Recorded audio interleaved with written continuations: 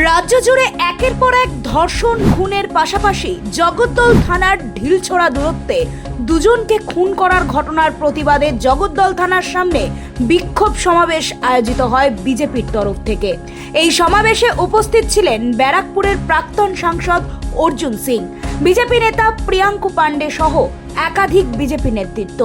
মূলত এই জগদ্দল থানার সামনে সভা করার অনুমতি দেওয়া হলেও পরবর্তীকালে সেই অনুমতি বাতিল করা হয়। তা সত্ত্বেও প্রচণ্ড বৃষ্টির মধ্যে জগদ্দল থানার সামনে এই বিক্ষোভ সমাবেশ আয়োজিত হয়।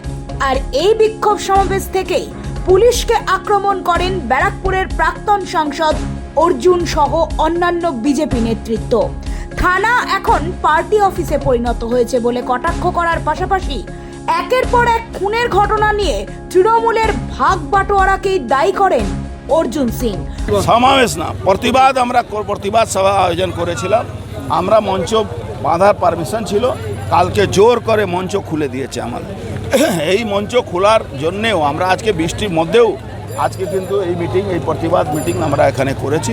আমরা মনে করছি যে যার যেটা কাজ, এদের বিরুদ্ধে এদের কাছেই আমাদের বলতে হয়, এটা আমাদের সংবিধানে বলছে। কিন্তু এরা নিজের তৃণমূলের ঝান্ডা, এই জগদ্দল পুলিশ স্টেশন না, এখন তৃণমূল পুলিশ স্টেশন এটা হয়েছে। আর এখানকার যে ওসি আছে সে পুলিশের কাজ কম, তৃণমূলে দালালি বেশি করছে। আমাদের এক সাইড ব্যাটারির সামনে মিটিং করতে দিল না, আমাদের এখানে মিটিং করার জন্য আমাদের মঞ্চ খুলে দিয়েছে, কিন্তু মানুষের আওয়াজ তো আটকাতে পারবে না। সেদিন আমরা মিটিং এরকম করিনি, আজকে আমরা মিটিং করছি।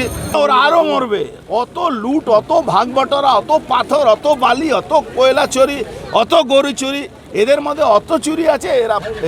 এরা মরবেই, এদের মরতে হবে। কেন লুট একটা শ্রেণী করছে, মমতা ব্যানার্জির ভাইরা করছে, আর মমতা ব্যানার্জির যে সৎ ভাইরা আছে তারা পাচ্ছে না, তারাই খুন করে যাচ্ছে।